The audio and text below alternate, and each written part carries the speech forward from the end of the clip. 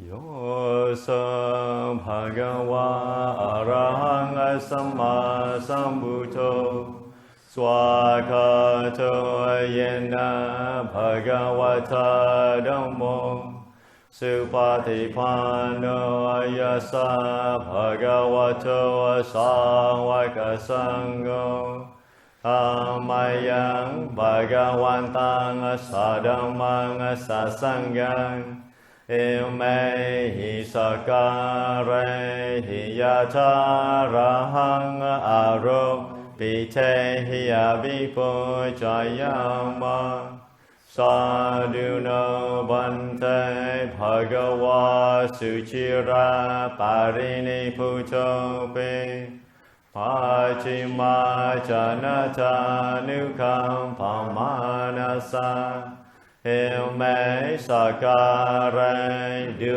กาตาภานาการะบุเชปฏิกันหาชุอัมหาคังดิการะทังหิทายาสุขายาอะระหังสัมมาสัมพุทโธภะคะวะพุทธังภะคะวันตังอภิวาเทมิ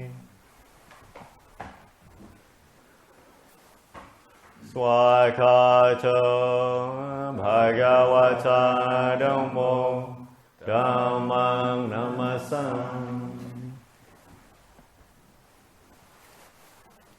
สุปฏิปันโนภะคะวะโตสาวกสังโฆสังฆังนามามิ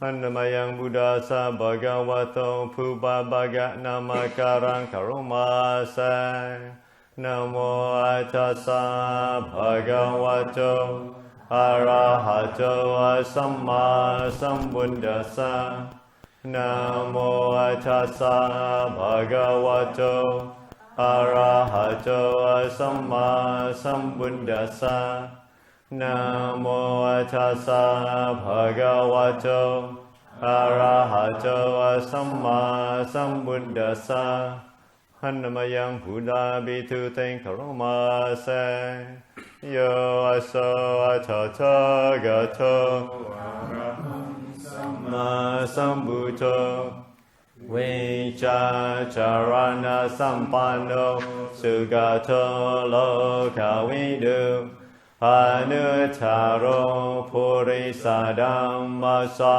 รถิสัทธาเทวมนุสสานังพุทโธภคะวะโยอิมังโลกังสเดวะคังสมาระคังสบรามคังสัสมนาบรามณิงปัจจังสเดวมนุสังสยังอภิญญาสัจจิคตวะภเวเดสิโยธัมมังเดเสสิอริคาลยานังมาเจคาลยานังปริโยสานะคาลยานังสัจจังสัพยัญจนังเทวาลาปริพุนนังปริสุทธังบรมจาริยังภคาเสสิธัมมังภะคะวันตัง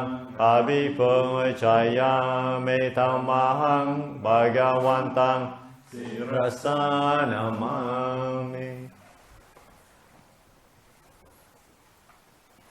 หันนามยังธัมมาบิทุเตงโคมาเสโยโสสวากขาโตภะคะวะตาธัมโมสันติทิโกอากาลิโกเอหิปัสสิโกโอปานายิโกปัจจตังเวเดธาโบวินยูหิธัมมังธัมมังอภิปุจายามิธัมมังธัมมังศิรสานามามิ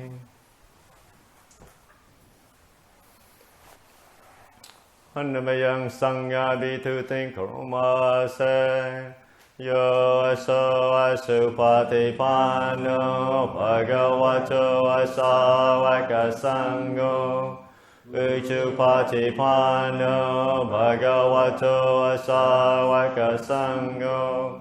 Nyayapatipanno bhagavato asavaka sangho. Samicipatipanno bhagavato asavaka sangho. Yadidang chatari purisa yugani ata purisa pugala. Esa bhagavato asavaka sangho. Ahonayo pahonayo dakinayo anjali karaniyo anutarang punya ketang lokasa tamahang asangkang avipuchayami tamahang asangkang sirasanamang.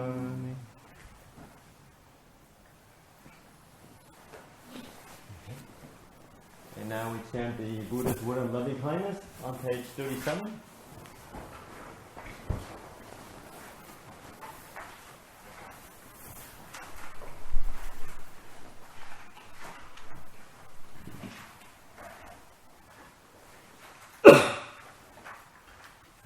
This is what should be done by one who is skilled in goodness and who knows the path of peace.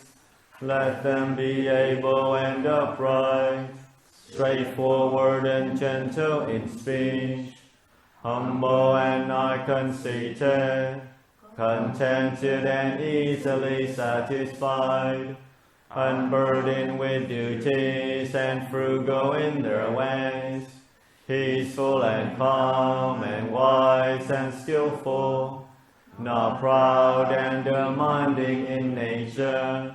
Let them not do the slightest thing that the wise would later reprove, wishing in gladness and in safety.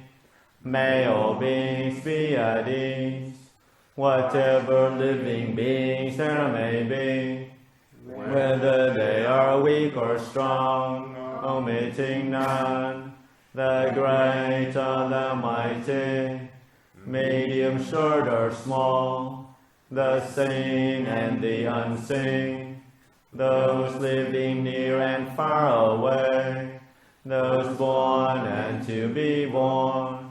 May all beings be at ease. Let none deceive another, or despise any being in any state.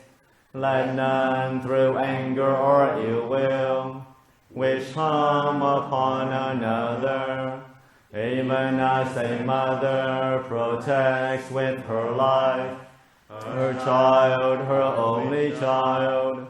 So with a boundless heart should one cherish all living beings, radiating kindness over the entire world, spreading upwards to the skies and downwards to the depths, outwards and unbounded, free from hatred and ill will, whether standing or walking, seated or lying down, free from drowsiness.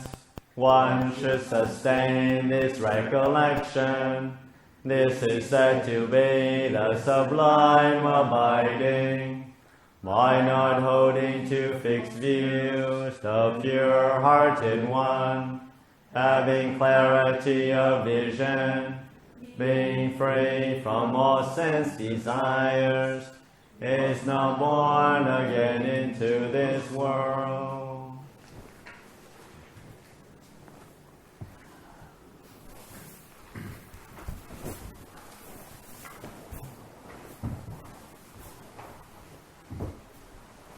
Since we have a lot of people who've been here before, maybe just a reminder of the 8 precepts, which you want to refresh your memory. We'll be on page 134.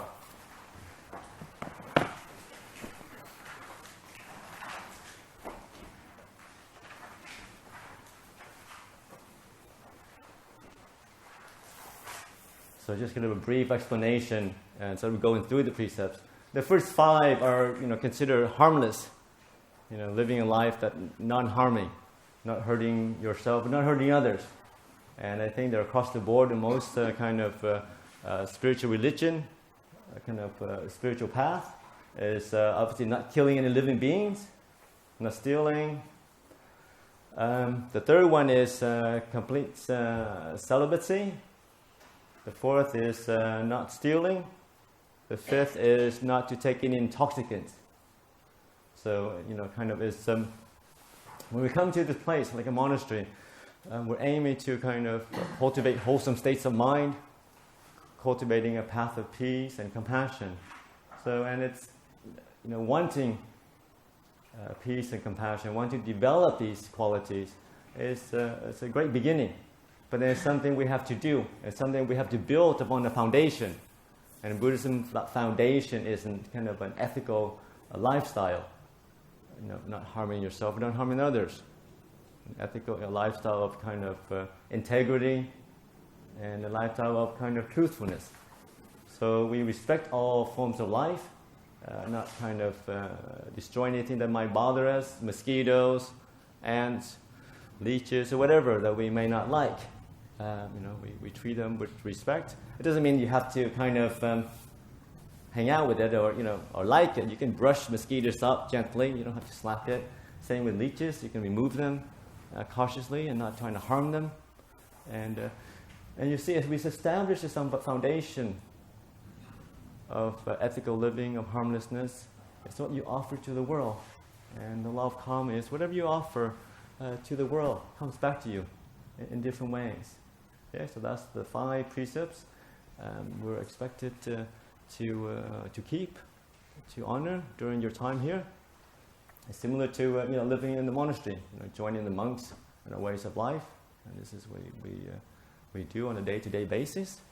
And the next 3 precepts that we ask people to keep is the precept called kind of the restraint. Like I said, we live in this world where we're quite involved. The new kind of digital era, the internet, we're always kind of being pulled outward of looking, seeing, hearing, responding to things, socializing, social media.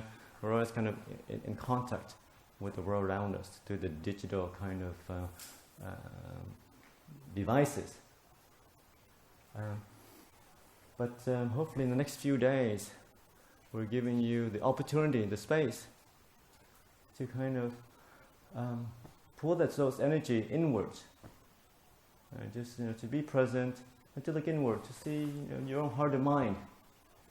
What thoughts, when you're not engaged in the world, what things are coming up. So and being engaged in the world is fine, but at some level it can be quite tiring as well.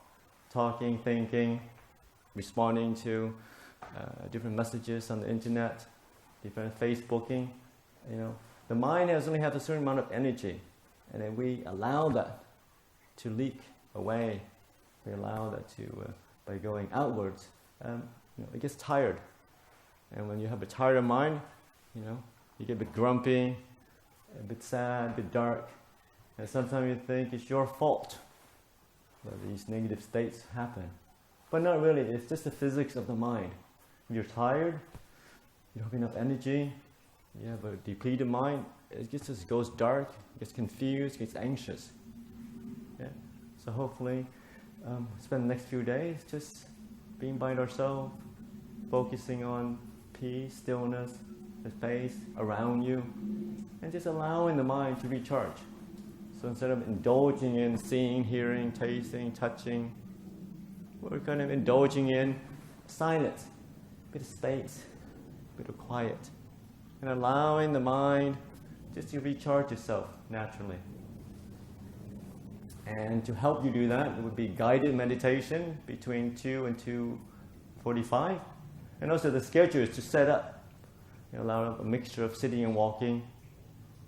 And mostly, what's the encouragement is just to spend the time in solitude, spend the time in silence, and then allowing the mind, not to have to worry about things.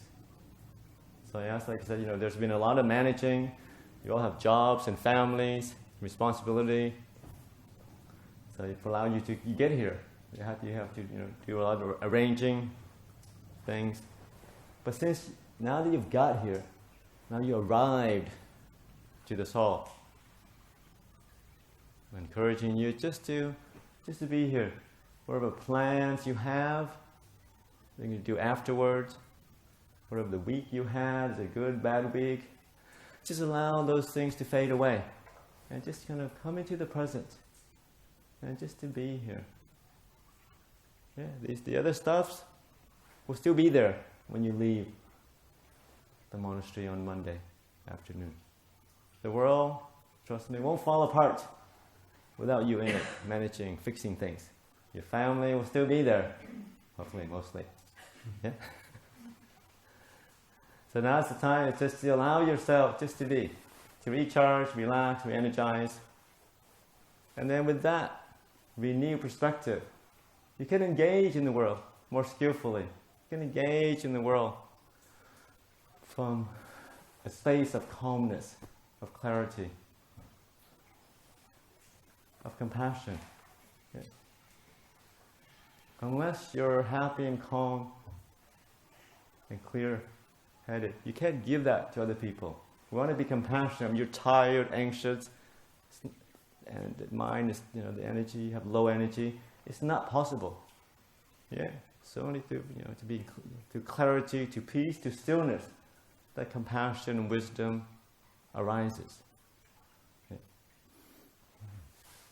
So knowing that these precepts are not like fundamental things that you have to keep, or you get kicked out if you transgress them, but they're encouragement. It's a way of a lifestyle, a harmlessness and restraint, just kind of cultivating, developing mental energy to see things clearly. Yeah. And that's the reason why there's not morally wrong to see a movie, to read a book, obviously, but it's just that your energy is depleted when you start to focus on outwards. So the last 3 precepts are not eating at the wrong time. So the main meal is at 10:30, and after that, there's still some tonics, so a bit of things that to tie you over in terms of energy, a bit of cheese and soy milk, that's allowable. And the 7th one is the entertainment, not to distract yourself with looking at your Facebook accounts. I ask you to turn your mobile devices on flight mode, and then just leave those things still, to detach slowly from them. And the 8th precept is just something to cultivate, to encourage people to not indulge in sleeping. But having said that, you do have a long week, and it's been lots of different things come up, challenging things. Then by all means, use this weekend as a way just to catch up on your sleep if you feel that's necessary. Otherwise, the 8 precepts, the schedule, is this way to kind of foster, encourage, looking inwards, just to see what this body and mind is that we have, that we take it for granted. But also just to process things.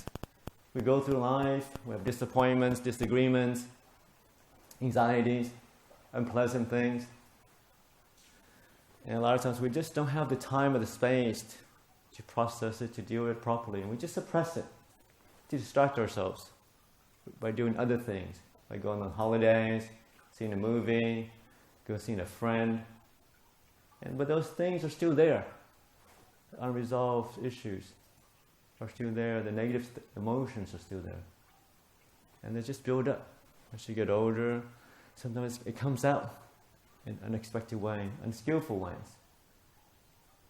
Hopefully, you're using this weekend, processing different things that may come up. So it's not like, even though you go to a quiet place, there's no TV, no movies, it may not be super quiet, because like I said, once the mind is still, these different things may come up. But that's not to say that something wrong with your meditation, something wrong with practice. It's normal. Yeah? That's part of the process. And also just to remind people, there is the interviewing questions between 3 and 5. You can sign up for that in the kitchen, and it'll be at the bell tower. But otherwise, like I said, unless you have been facing the usual obstacles to a still mind, you can write the questions as well down in the basket in the back of the room, and we'll try to answer that in the evening Dhamma talks, after the evening Dhamma talks. Yeah. And anyone else I can think of? So you don't have to take it formally, but you have to refer to it, the 8 Precepts, as the foundation of morality, foundation of ethical living, foundation of harmlessness, and encouragement to restraint, to kind of focus the energy inward, focus the energy on being present. So much of our life is lived in the past, thinking about what happened, we did right or what we did wrong, or in the future, what's going to happen next week, next year, what we're going to do when we retire. And we miss so much of it by not being in the present moment. Let's remind people, all the happiness that you want, all the respect, the fulfillment, the love, it's all here already. It's deep inside yourself, deep inside the present moment. All you have to do is just be still and allow these things to come. Be still and watch the mind open up. You see amazing qualities within a still mind. Things that we don't think that we're capable of seeing. Things that we don't think we may deserve. But it's each and every one of us. The beauty, the peace, the stillness, the wisdom, the clarity. Our job is just to be still, to be present, and watch the mind open up. It's the same approach to meditation. It's not to do anything, but just to stay here and be aware of what's arising in the mind. Yeah. Just focusing on one thing, allowing other things to fade away. So next weekend of the long weekend for the Queen's birthday, just kind of my encouragement is just to enjoy the weekend. Just leave your plans, leave whatever agendas you might have, and just enjoy the bush, enjoy the quiet, enjoy the beautiful food that's being served, and try to get to know this body and mind of yours, this thing that you're born with. But we're so busy looking outward that we don't know this person, this thing that we're with. Yeah. So discover, what do you take yourself to be? Who is this person, the mind, or the body that you're born with?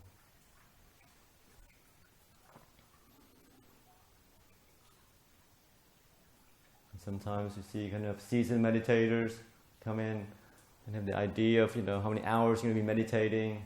When you get your 8 hours in, your 10 hours in, because you've set away the weekend and you want to kind of log in the hours. And it's one way to meditate. Another way is just to see, work with your body and your mind. Allow the mind to be peaceful instead of trying to force it in any way. Yeah. In the next few days, through the guided meditation and just kind of giving people different ways to learn to calm the mind down. Would be the body sweeping, which is kind of tuning into your body, the physical sensations of the body. Because so many of us are kind of in our head. So encouragement, just kind of shift your awareness from up here, just down to your chest and your stomach. Be aware of the different sensations in the body. And to relax, to soothe the tight, tense area. Another one is just to a bit of guided walking meditation. Sometimes you're sitting a lot of time, the body can be quite tired and achy. So learning to use the space that we have. There's 220 acres that we're kind of in the middle of the national park. Lots and lots of walking trails you can use as walking meditation. Weather permitting, see what happens. Yeah. And the other one is just guided meditation on loving kindness, on metta meditation, ability just to accept, to be with things. This attitude of friendliness, attitude of acceptance of ourselves and others around us. That's a great antidote to the ill will that comes up from time to time. When we deal with other people, when we live in close proximity of different people. Yeah. Sometimes normal, these kind of irritation, ill will comes up because there's friction when you live closely, work closely with others. There's some friction that comes up from time to time. So this ability just to accept, to be friendly, to be compassionate to others. It's a great way to allow us to live in increasingly crowded cities. So to allow us to deal skillfully with other fellow beings on the social level. So those are kind of the three guided meditation we'll be talking about in the next 3 days. And I think that's all I can think of. Anybody have any other questions or comments before I give kind of a guided meditation, just kind of settle people in for the night?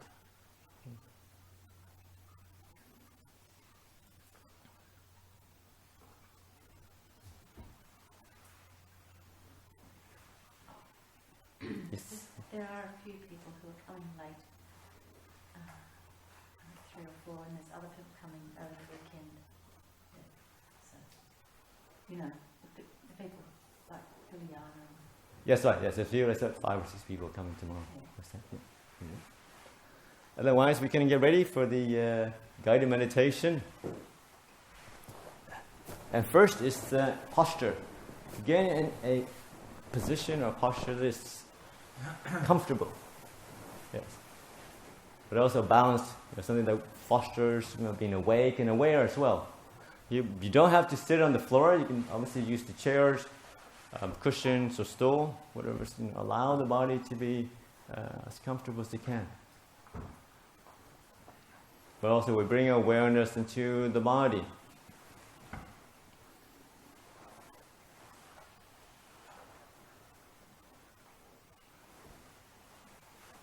Kind of making any adjustments to your spinal cord. Allow it to be comfortable. Allow it to be relaxed. Tonight's meditation is a mantra, something to use to focus the mind, to point it in a certain direction.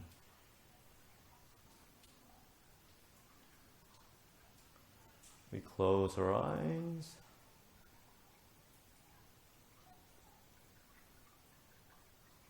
And then kind of bring awareness into the body next few moments to soothe and relax any tight or tense areas that you're aware of.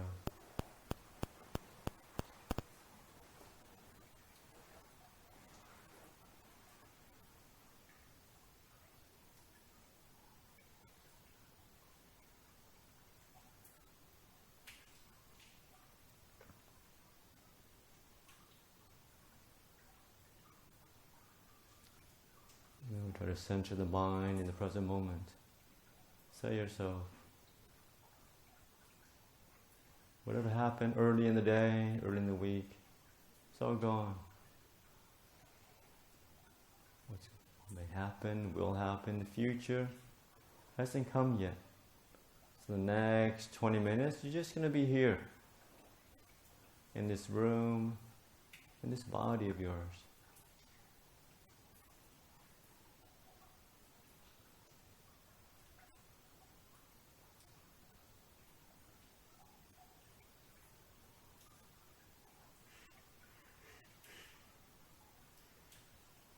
And the mantra that we're going to focus on is nothing to do, nowhere to go. You have complete license just to be.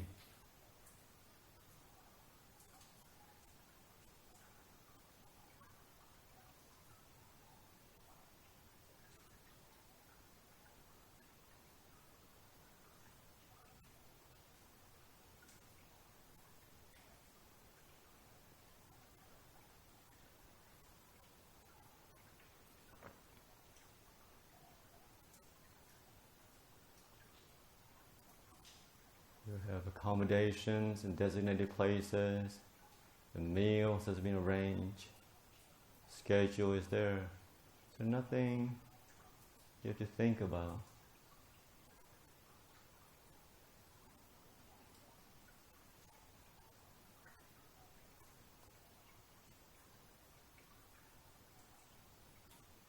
Complete permission just to rest and relax for the next few days.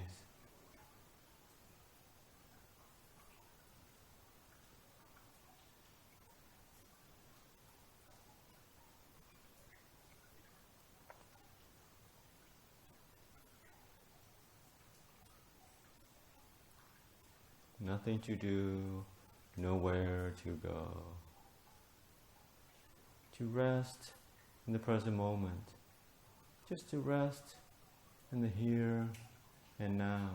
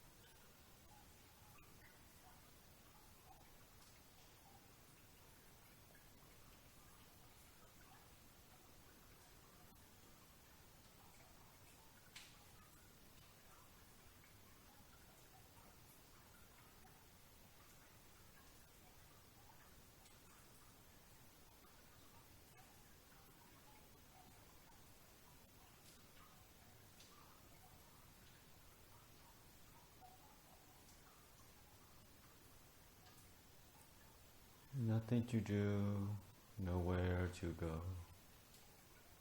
No past, no future, no agenda, no goals. Complete freedom in the present moment.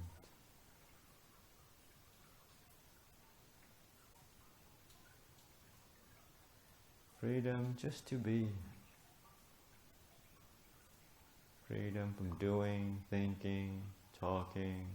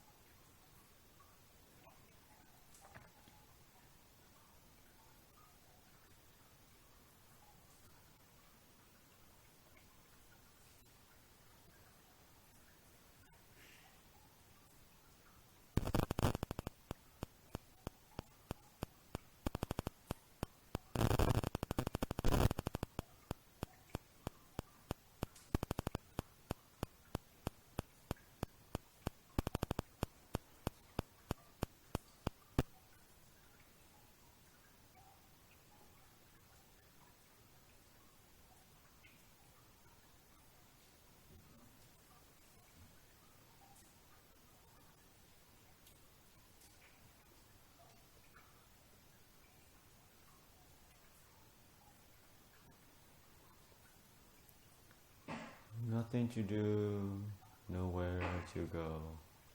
Just to be with the body, just to be with the breath, or just to be with the sounds of the rain.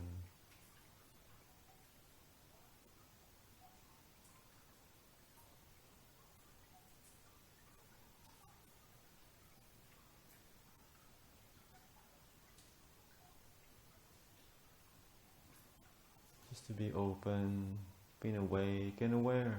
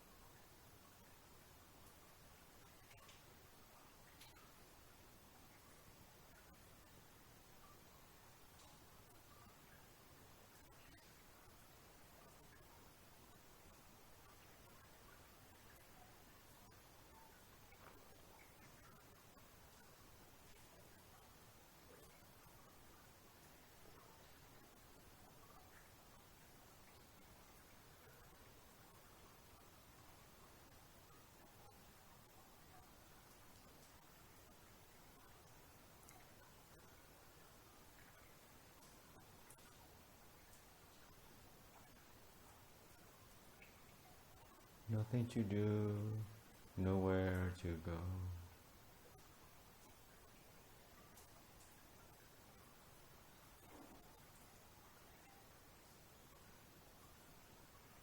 Just to be open, to be awake and aware.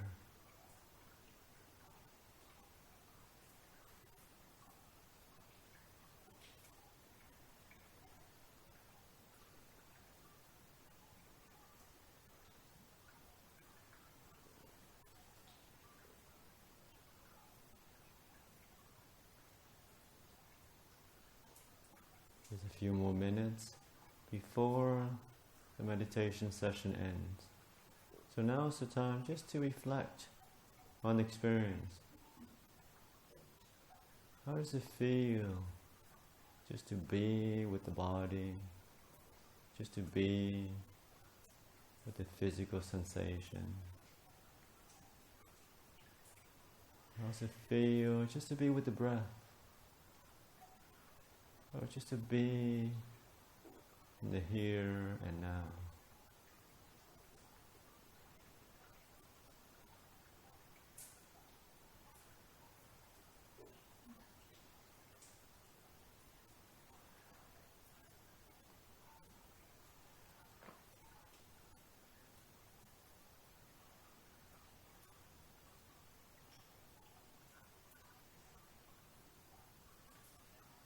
Was it easy for you to stay in the present moment? Or then the mind reaches back to the past? What happened early in the week, early in the day?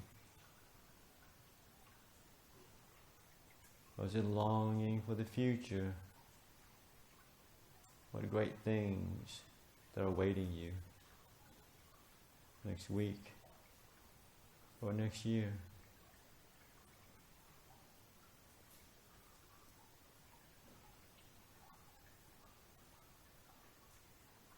If the mind was peaceful, know what that peace feels like.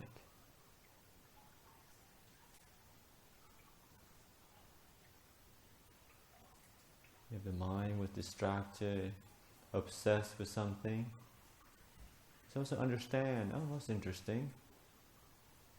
That's where your attachments are. Whatever you think about, wherever you go to, that's what you yearn and long for.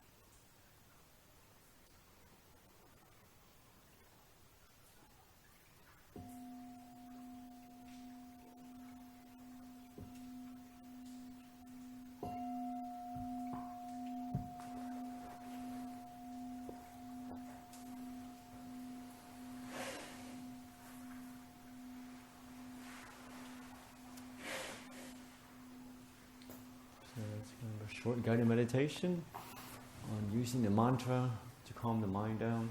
And you don't have to use the mantra that I use. You use anything, a phrase that you resonate with. Make up your own phrase that brings you to the present moment, that encourages a bit of peace and stillness. Yeah. And just the final word was that I forgot to mention. Yeah, it is the Noble Silence retreat. So we're encouraging people just to not talk to one another unless it's necessary. Obviously there's some communication needed for your chores and the work period, but outside of that, try to spend the weekend without talking, without communicating to others. Yeah. Because so much of our life is talking, thinking, communicating, texting. Trying to, and that's going to continue on Monday. But allow this weekend just to tune into the silence, tune into the stillness, see what that feels like. Yeah. So the usual rule regarding noble silence is that you have to talk to somebody. You feel the urge to say something. Just ask yourself, is it important before you break into speech? And if it's important, you follow step 2. Before you talk, you ask yourself the second question, is it really important? If it's not really important, you say, okay, well, say that later. Yeah? And then the third rule, is it really, really important? If it's really, really important, then you can talk to another person. Hopefully by then they'll move somewhere else and you can't talk anyway. But if it's really important, you can talk to Mari, obviously regarding any admin stuff. And if regarding spiritual matters, meditation matters, you can have a chat during the interview time or after the meal. Yeah, it's really urgent. Otherwise, use the noble science as a gift to others and a gift to yourself. Let's see, what's this body and mind? What things are you holding inside you that's going to come up? Yeah, be your own best friend. We're not, some people say, a half, looking for the other half to fulfill yourself. Present moment, your body and your mind that you have is perfect the way it is. You don't need to be validated by another person. You don't need to justify, to communicate. Yeah, to be your best friend. Spend time by yourself. See what that feels like. This is rare. Silence and stillness is very rare in this world. We live in a very noisy world. Physically and also mentally. Yeah, this week is an opportunity just to declutter. Allow you some space in the mind. Yeah, to get to know this body and mind of yours. Okay. So with that, end tonight's talk. And we continue again tomorrow morning. Except morning chanting, and then there's a work period, guided meditation, and a Dhamma talk. And a bit of walking, sitting meditation in between. Okay, well, bow together 3 times, and then you can continue sitting or have a rest.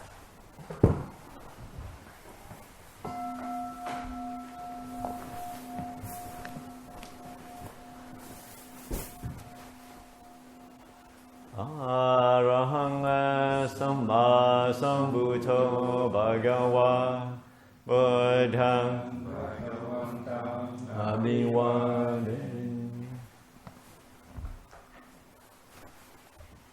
Swakato Bhagavata Dhammo Dhammang Namasami Supatipano Bhagavato Sāvaka Sangho Sanghang Nam